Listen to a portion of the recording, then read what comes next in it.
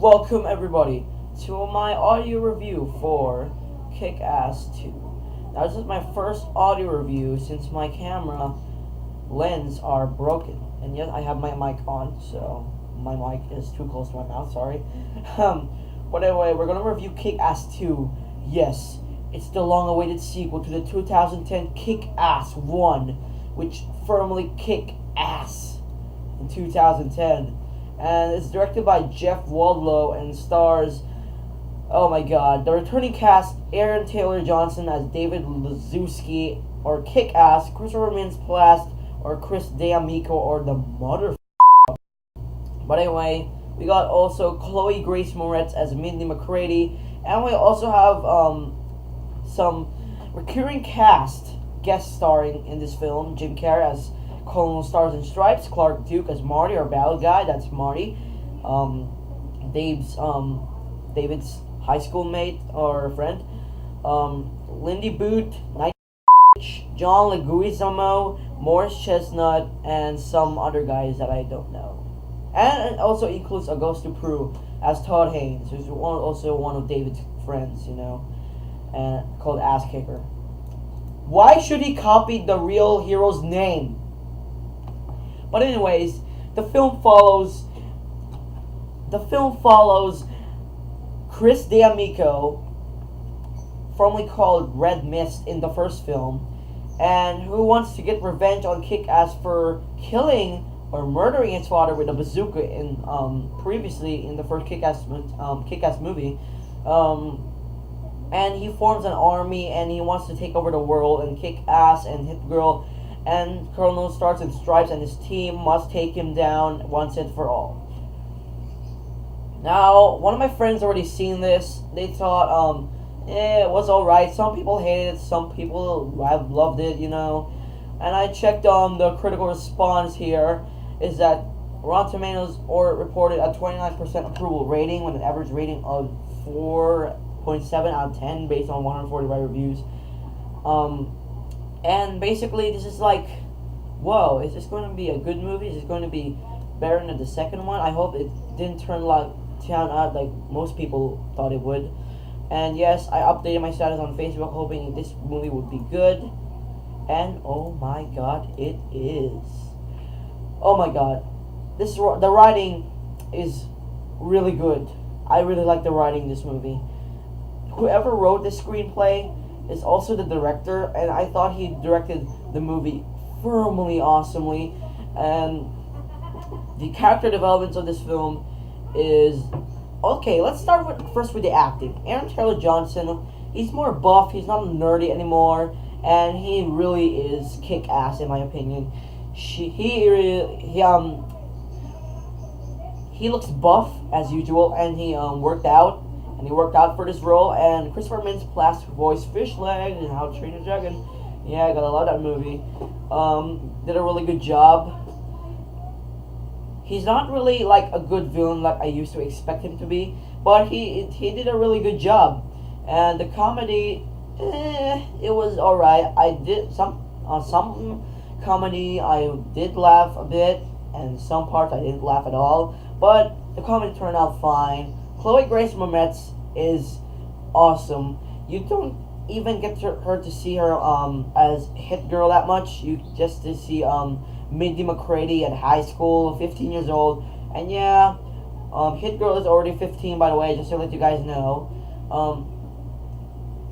Her character is just so refreshing, and the way that the director taught the actors to do what to do, because he's a director. He is supposed to do what the actors are supposed to do. This film is so horrendous. It was so good. And Nightbitch, the girl who played Nightbitch, she was alright, but she doesn't know. She wasn't as good as, oh my god, freaking Chloe Grace Moretz. I gotta be honest, I really do have a little crush on Chloe Grace Moretz, but that's my opinion. If you guys don't like accept it, but don't. You guys are like idiots. No, I'm just kidding.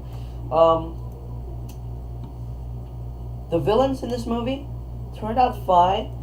you don't even get to see him. The character developments were bad. That's one reason or flaw I could get to the film, is you couldn't even get to know their character well. And also, I also have some mistakes in the character developments, but the character developments in this film are really good. Especially Mother Russia. Oh yeah, the best thing about this movie is Mother Russia. She is basically awesome. Olga Kurkolina, is that her pronounced? Is that her last name? Is she even a girl? No offense, but is she really a girl? She looked like a dude to me. No offense, but she did really awesome in the film. Her fighting moves are just really good, and her battle with Hit Girl is just so brutal, and you just want Hit Girl to succeed. And the violence in this movie in my opinion, was really bloody sometimes, especially the one where Mother Russia dies. Where, spoilers if you haven't seen the movie yet. I know this is my late review. This came out like, I know, in August, so it's September 20 right now. So just to spoil you guys who haven't seen the movie yet, Hit Girl was adrenalized by Mother Russia, and she turns like immortal, like not really, like really strong, and she beats Mother Russia to the ass. She was kicking her ass, man.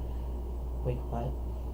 But anyways, and she throws some glass into Mother Russia, and Mother Russia dies. It's a brutal death, exactly. It's a really, really brutal death. I mean, tongue twist right there. But the violence is really bloody in this film, and the way that no offense, but the only gross thing I have found out in this film is the one where Hit Girl or Minnie McGrady, I keep on saying Hit Girl too much. Sorry about that. Where she uses like a remote control to make everybody puke in the canteen. That's really grossed me out. I almost puked on the floor while watching this.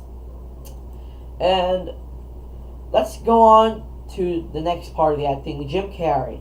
Now, Jim Carrey is awesome in this film. He is basically a really good, cool guy, and he basically did a really good role in The Incredible Burt Wonderstone. He is like the only guy that I admired in the film.